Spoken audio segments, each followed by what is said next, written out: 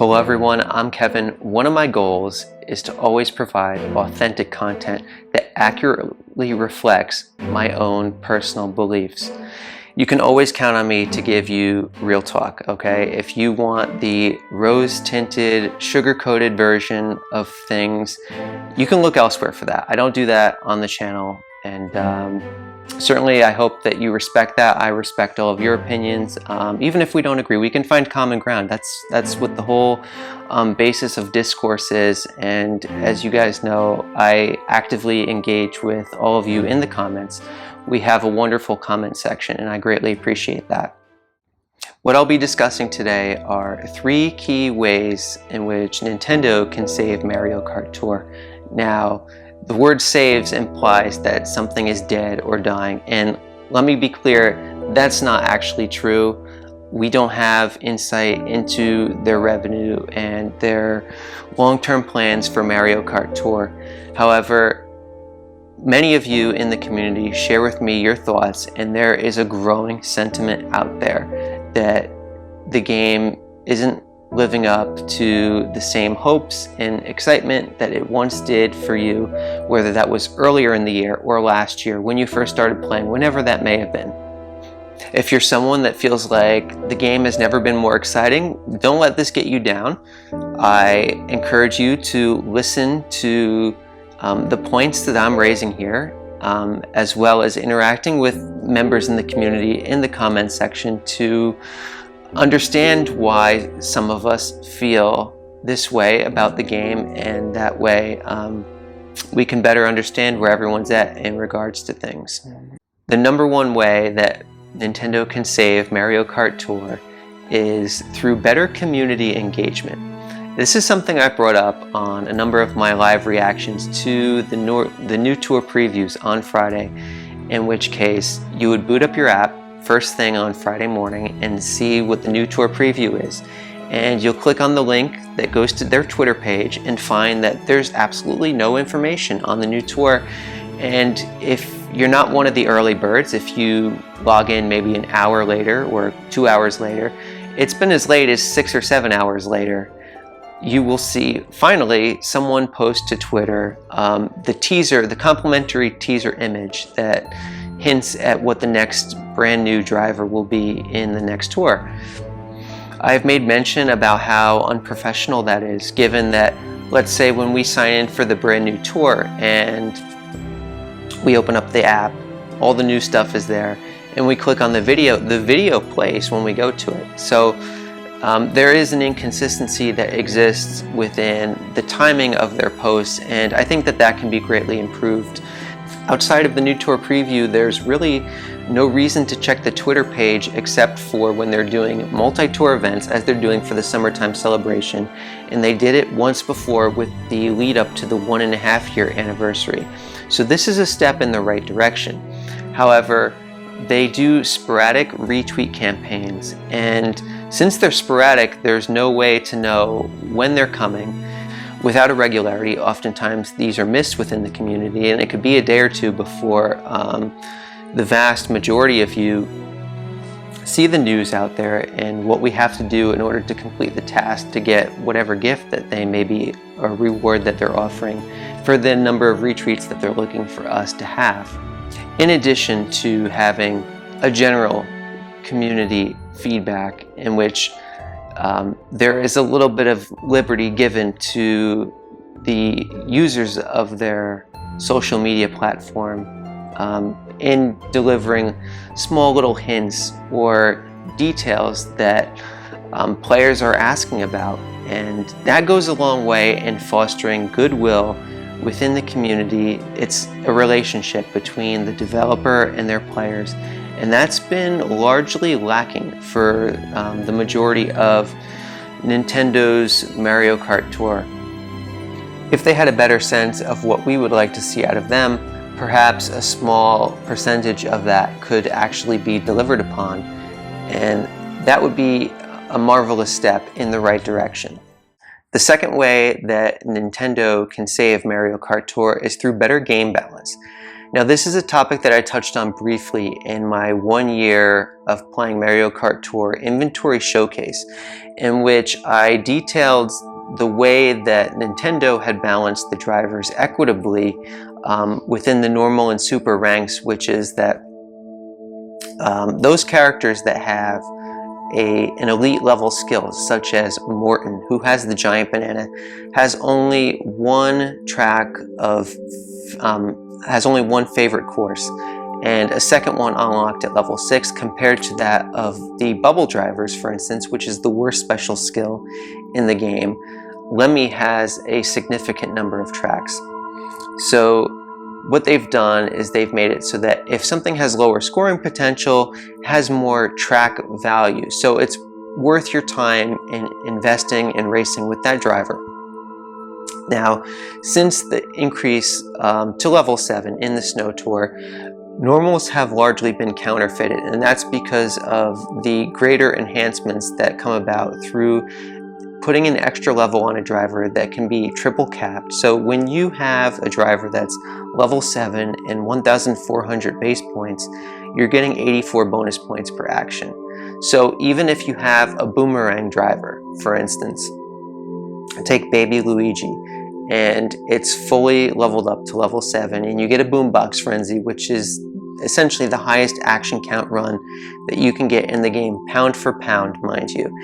And if you were to just have a regular conventional skill driver for a high-end, let's say Fire Flower, right? One of the worst special skills in the game, then that Fire Flower level 7 1400 driver is going to greatly outscore even the boombox run of the normal, and that's just due to the value of a high-end. I often say a high-end is a high-end regardless of the value, but given the trajectory of the game, it's largely being focused now on high-ends, and that's because it's difficult for them to put up brand new normals or supers to sell to the player base. It has to be high ends because that's what fuels the pipes.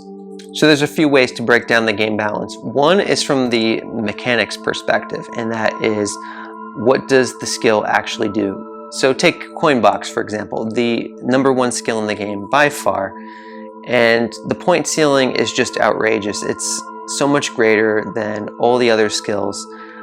Even Lucky 7, which was determined by the community through the survey to be the second best skill, in nearly every situation, the coin box is going to be vastly superior. There may be a few exceptions where the Lucky 7 is close if there are gliding sections and if it's a short track, but otherwise, the coin box far and away is the best skill in the game. I'm going to provide you guys with a couple stats here. So there's currently 76 high-end drivers in the game as of the Summer Tour in 2021. And of those 76 high-end drivers, 11 of them possess Coinbox as their special skill, which is 14.4%, or roughly 1/7 of the total high-end driver count. So of the 65 remaining high-end drivers that don't possess the coin box, only 8 of those drivers have less than 50% coin box overlap at level 6 on non-city tracks. Now that's a stat that's tracked in the Bam and Jerb spreadsheet. If you guys are not familiar with Bam and Jerb spreadsheet, I highly recommend using it on a tourly basis. I will provide a link in the description below for the version for the Summer Tour. Those 8 drivers are Peach Wintertime with 36% overlap. She has the lowest overlap out of all the high ends with coin boxers. And that still means that over 1/3 of her tracks, you're going to have overlap with a coin boxer, which means that if you're investing into an optimal scoring strategy, which most of you are, let's face it, then in over 1/3 of her tracks, she's counterfeited by another one of the drivers that you've invested heavily into. And that's as good as it gets, because from there we have Birdo Black at 37%, Black Yoshi and Penguin Toad have 38%, Baby Mario Koala has 44% overlap, Toadette Explorer has 45% overlap, Peach Explorer has 46% overlap, and Penguin Luigi, a standard high-end driver, has 48% overlap. All of the other high-ends have greater than 50% overlap with a Coinbox driver, and most of them are between 60% and 75%, which means that for 3/4 of their tracks, they essentially possess no value whatsoever to players who invest into a optimal scoring strategy. If we take a look at the new drivers just in this year, for the year 2021, there have been 16 high-end drivers that have been brought into the game as of July, and of those 16, 14 of them did not have Coinbox. So we had King Bob-omb Gold and we had Mario Tuxedo as the Coinbox drivers. So out of those 14, only 3 of those were on the list, and those were Birdo Black, Penguin Toad, and Baby Mario Koala. 3 out of 14 drivers is 21%. So only 21% of the drivers that are brand new to the game as of this year have less than 50% Coinbox overlap. And that's really remarkable if you consider the fact that most brand new paywall tracks, when they first come into the game, don't have a Coinbox driver in the top shelf. So these are tracks that are being backfilled by Coinboxers and essentially destroying the value of new drivers as time advances.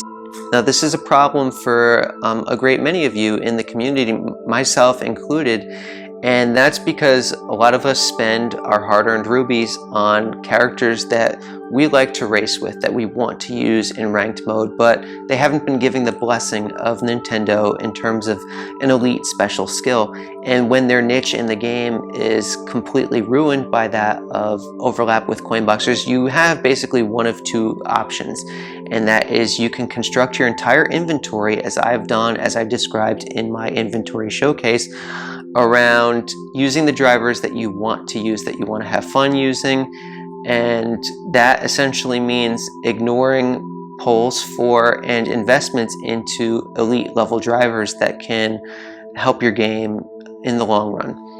The alternative is you can invest into these Coinbox drivers, you can pull for them and position your game to be in the best shape possible for advancing forward, and then you're ultimately unable to race with your ideal favorite driver in greater than 50% of its situations, and that's extremely unfortunate. It takes a lot of the enthusiasm out of the game. Where this inequity comes from is that the overall number of tracks that racers are given is fairly equitable in terms of high-end in relationship to the normals and the supers that I had previously discussed. Now, it is the case that the number 1 driver in terms of track coverage is Peach Explorer. She has 25 tracks, 24 of them at the moment are assumed value, which means non-city tracks. And as a result of that, she is one of the more valuable characters in the game, but that's often not the case for other drivers who have uncompetitive or low value skills. In comparison to Coinbox drivers, they're still up there in the counts. They have 17, 18, 19, 20 tracks of value, and this is a sign of what I would call misplaced goodwill from Nintendo, in that they recognize that there are players that only pull for Coinbox, that just play to be competitive in the game. However, a vast majority of drivers, even without a greatly competitive special skill, are somewhere between the 17 to 20 track count.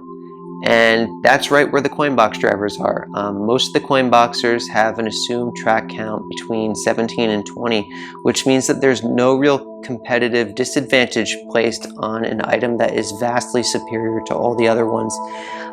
The only downside to Coinbox, this is the nerf that Nintendo subtly puts in, is that the drivers with the highest percentage of Coinbox overlap are typically amongst the Coinbox drivers themselves, such as Polling Party Time. Most of you have made her out to be a meme, and she really is at this point, because she has a 92% overlap with other Coinbox drivers. So essentially almost all of her tracks are covered by one of the other Coinbox drivers.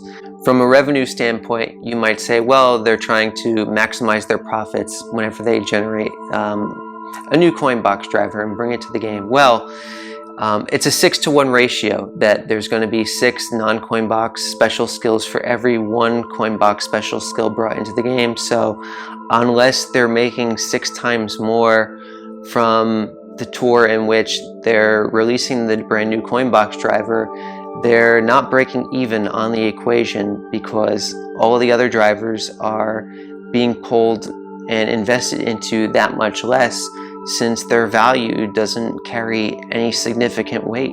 Nintendo makes a point of offering an exclusive track to each Coinbox driver. For example, Mario Tuxedo gained access to Shy Guy Bazaar R and Shy Guy Bazaar T, which were previously not populated by top shelf Coinbox driver. This suffocates the niche of previously existing drivers that could call those tracks their own. The third way that Nintendo can save Mario Kart Tour is through better diversity of brand new character selection. And when I say brand new, I don't mean new to the Mario Kart franchise in general. It seems that there has been a concerted effort on the part of Nintendo and Mario Kart Tour for not bringing in a brand new character to the franchise in the second year of the game.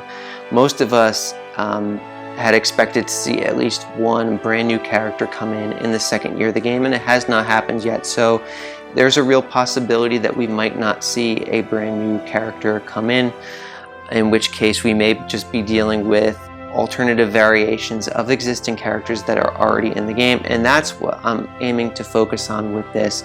If I list off the most recent tours, starting with the lead up to the 1.5 year anniversary, we had the Mario Tour, then we had the Yoshi Tour and the Ninja Tour, followed by the Sydney Tour, the Bowser vs. Donkey Kong Tour, the Trick Tour, the Wedding Tour, the Paris Tour. We're currently in the Summer Tour, and the next tour is going to be Los Angeles once again.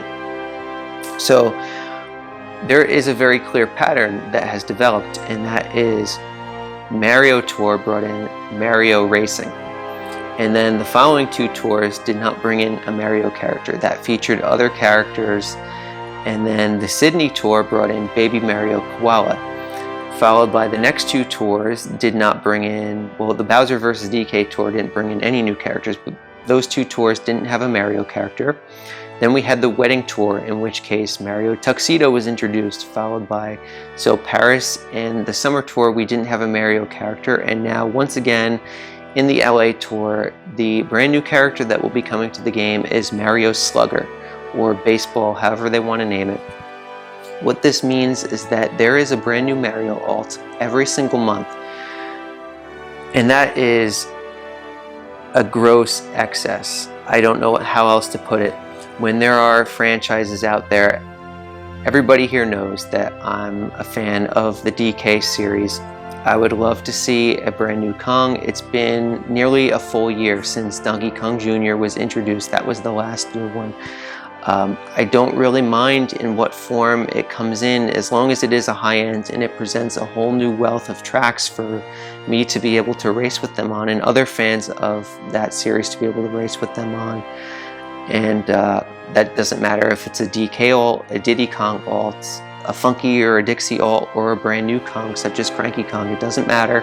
Any one of those would be very appealing to a large majority of us out there. But it's not just that. Let's take a look at Wario, right? We have Wario Hiker, Wario Cowboy, and there's Bus Driver Waluigi. They don't have anything else. There hasn't been a new one brought to the game in roughly the same amount of time as for the Kongs. It's been a whole year for Wario. So, and there are Wario fans out there. They may not be as vocal as the DK fans are, but it would be nice to have more equitable selection of characters. I even hear it from, because it all started with the Bowser vs. DK tour. There was that expectation since there had been a new character released in every single tour, that was the one that broke precedent, where there was no brand new character brought in. That not only disappointed the DK fans such as myself, but it also disappointed the Bowser fans, and they pointed out that we haven't had many alts either. Now, they do have Bowser Santa, which is a coin box alt, and that is the #1 value driver on all of its tracks. However, they'll bring up that it's a holiday exclusive character, and it's not coming back into pipes, and it's not gaining much new value, which is true. It's not one of the most significant value coin box drivers there is, but you can count on that being the top driver on the tracks it has. And otherwise, there's only Dry Bowser, which is a standard high-end, and Dry Bowser Gold. You can throw in Bowser Jr. Pirate as well, from that family of characters, let's say. But that's still only 4 characters, and with the most recent one being Bowser Santa in December, so that's been a full 8 months for the Bowser fans, and yet we're still receiving a Mario every single month, and the frequency of Luigi characters has increased to the level of Peach, which has also had a gross excess of alts. I don't want this to be a discussion about who deserves to have a new character brought to the game more than another character, right? We all have our reasons for liking things, and we all want to see our favorite things come to the game. That much is certain. So it brings me a lot of joy when I see things like a brand new Shy Guy come to the game, or a brand new Daisy. Those are characters that aren't typically given special treatment in games, so it's very, very nice to see it brought into Mario Kart Tour. The point is that we'd like to see the wealth shared among all the characters, right? Especially the most relevant ones, such as Bowser, DK, Wario. These are characters that have been in every single Mario Kart game since the beginning. Well, Wario wasn't in the first one, but and DK was as DK Jr. But starting with Mario Kart 64, all these characters have been in every single game. They're absolute mainstays within the franchise. And look, they have very successful standalone games on their own. It would certainly help Nintendo from a marketing standpoint to introduce some of these characters and get some buzz built up. I brought up Bowser Jr. Pirate before, and that's a really successful formula for Mario Kart Tour to proceed moving forward, and that is that there's an abundance of costumes that Mario has in Mario Odyssey. There's dozens of them, and what they did is they took one that's a Mario costume and put it on a different character, which is Bowser Jr., and that's just a way to make the representation within the game more equitable among all the characters, while still reusing assets that already exist within the Mario universe. Take the Los Angeles Tour preview, for example.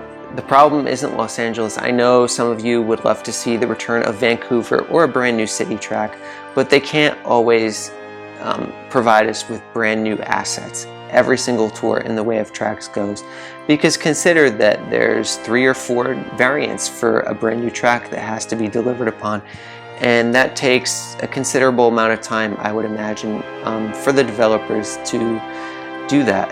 And what it does is, when they're able to reuse the assets, it allows them more time to provide us with high quality content such as that we saw in Merry Mountain or Ninja Hideaways. The problem is with character diversity when it is another Mario in the baseball costume, for example. There's no reason why that couldn't have been Waluigi in the baseball uniform, or Diddy Kong. He already has a baseball cap. Many of you had brought that up in different chat groups, and I entirely agree with the sentiment. That's why I was at a loss of words on the last tour preview. So certainly my love and interest for the game has been slowly zapped away through this repetition that has existed. Many of you may be wondering why I didn't address ranked mode, and the reason for that is that Nintendo has no incentive to modify their structure for ranked mode.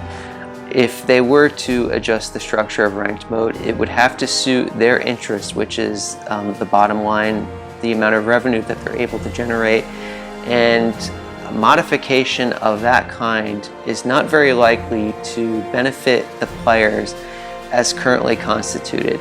And most of the time I read the suggestions that many of you share for improving ranked mode, but when I read them, I can foresee loopholes in which it would actually make life worse than it already is.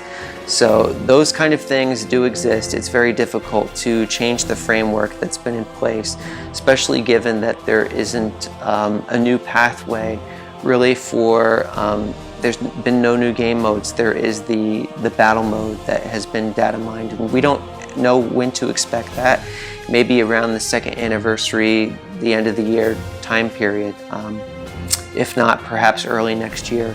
But other than that, I don't foresee a way to greatly shift the framework in a way that suits both our interests and Nintendo's interests in terms of making money on Mario Kart Tour.